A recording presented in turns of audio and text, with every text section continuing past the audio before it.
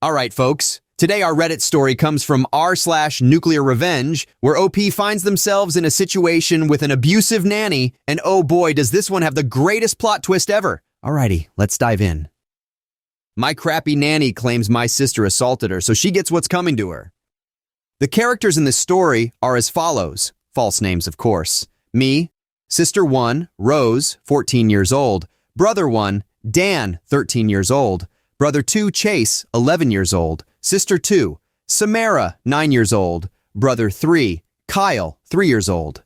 This happened about 4 years ago when my parents wanted to go to New York, but couldn't because they have 7 kids, including me. We live on a farm and are homeschooled. Being the second eldest, I was in charge of teaching my younger siblings as well as myself. Usually we would finish school at noonish if we started early enough. The reason that my older brother was not with us is because he decided to go to high school. My mom decided to call her childhood nanny to see if she was available, and of course she is. Everything goes according to plan, and she is left alone with us. We finish our schoolwork and go outside and do what kids do. I was 15 at the time, and my siblings ranged from 14 to 3 years of age. We are roughhousing and jumping with Kyle on our trampoline. She does not like this, so she comes out yelling in Spanish that we didn't have permission to be outside.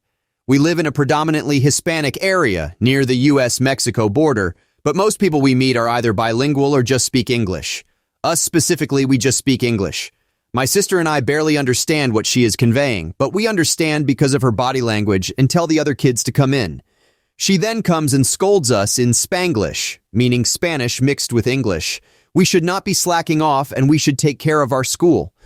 We try to tell her that we were done with our school for the day, but refuses to talk to us because we don't speak Spanish. This does not float well with us, especially because we are free-spirited farm kids with 600 acres of pecan trees to roam. So she puts us in the schoolroom and leaves to go finish cooking lunch. Samara starts throwing a tantrum because she wanted to be on the trampoline, which causes Kyle to start crying. I, being the oldest, make eye contact with my sister Rose, and we are both thinking the same thing. We tell the kids to be quiet and that we were going to leave after lunch. This almost instantly calms them down. Simultaneously, I leave the schoolroom and tell the nanny that I have to use the restroom. She simply says "Andale," which means to hurry up. I go to my room and grab my good tennis shoes and a backpack, then go to Kyle's room and grab wipes and diapers just in case. He is potty trained, but you never know. I walk back through the kitchen, hiding the bag the best I can, and make it past her flawlessly to the pantry. It's around the corner from the kitchen. I grabbed a whole bunch of apples, bananas, and pears and throw them in the bag, leave the pantry, and go back to the schoolroom. With impeccable timing, she then calls us to the kitchen to eat lunch. She gave us sopa, and that's it. Just sopa. For those of you who don't know what sopa is, it's like watery rice. It's bomb, don't get me wrong, but feeding a whole bunch of kids a single bowl of sopa and not allowing them to get any more is not very filling. We act like it's fine, except for Samara and Kyle, who say they want more. She responds with a simple no. Before they start crying, we quickly grab them and tell them that it's all okay and to remember what we said earlier. Kyle was a little bit harder to convince. After we finished, we went back to the schoolroom, opened one of the windows, quietly removed the screen, and all of us started climbing out the window. Our plan was to walk to my grandma's house, which is about a mile away, which we've done numerous times, but without Kyle. I just realized that this whole part is only the first day, so I'm going to fast forward the rest of the week. Just imagine her cussing us out in Spanish when we get home. When my little brother goes to lay down for a nap, he starts crying. She beats the crap out of him with a belt on the 5th day. After I hear her going ham on my brother, I'm at my wit's end. She walks out of his room and we're face to face. I was taller than her at the time due to the fact that I was abnormally tall for my age, and she was abnormally short. She tells me to move and yells in my face while she's still holding the belt. I get so angry that I sucker punched her right in the eye socket and she went down. When she got up holding her head, she was crying profusely. I felt no remorse and I spat in her face. To this day, I do not regret that. My parents get home the next day and ground me and force me to work on the farm instead of doing schoolwork. I didn't mind it much though, because I'd rather be hoeing weeds out in a ditch instead of doing school. You thought that was the end? But this is just when it starts to get spicy. About 3 months later, my parents want to take another vacation, but this time it's on some business to Atlanta, Georgia. They didn't want me to break the nanny's eye socket again, So they took me to my grandma's house that was approximately 40 minutes away from our house, not the same grandma's house that was mentioned in the beginning of the story. I would get daily calls from all of my siblings crying about how horrible she is. About 3 days in, the calls stop. I don't really pay much attention to this as I'm preoccupied doing chores for my grandparents. I later found out that she took the cable of our home phone and hid it because my siblings were making too many calls. This is where it gets crazy. My sister Samara witnessed the nanny hit herself repeatedly in the side of the head, take pictures of it with her phone, and send it to my parents. She claimed that my sister Rose hit her in the head. My parents obviously knew something was up because my sister wouldn't hurt a fly. They had to end their business venture early and returned home and kicked the nanny out of the house.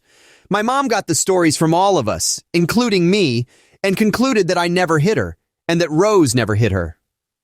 I, being the intelligent little 15-year-old I was, exclaimed to my parents that I wanted charges to be pressed against her, but my parents refused for some odd reason, so I took matters into my own hands. I called the cops on her and claimed that she was an illegal alien harboring herself in the U.S.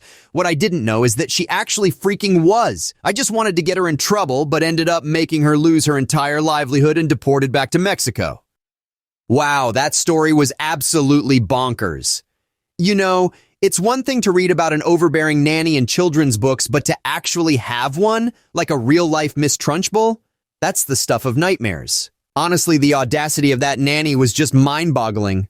I was fuming when I read about the SOPA incident. As if the control freak behavior wasn't bad enough, she's doling out portions like Oliver Twist's headmaster.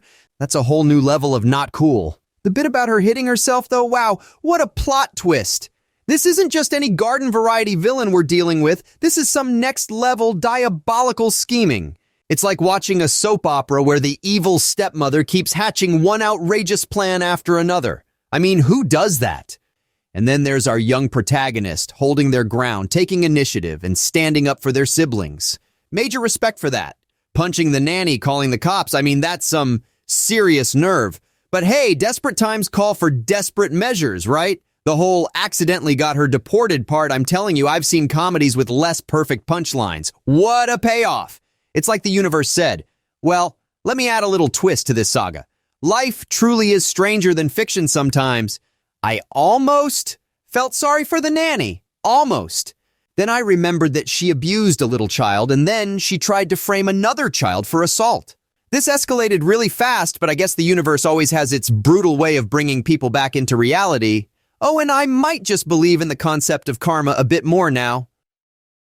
Hey, wait! Before you go off chasing after your next internet rabbit hole, give that like button a quick little smack. And if you're feeling particularly adventurous today, why not dance with the subscribe button? Join our band of misfits here and let's share the laughter. Anyways, stay safe out there in that crazy world. Much love. Peace.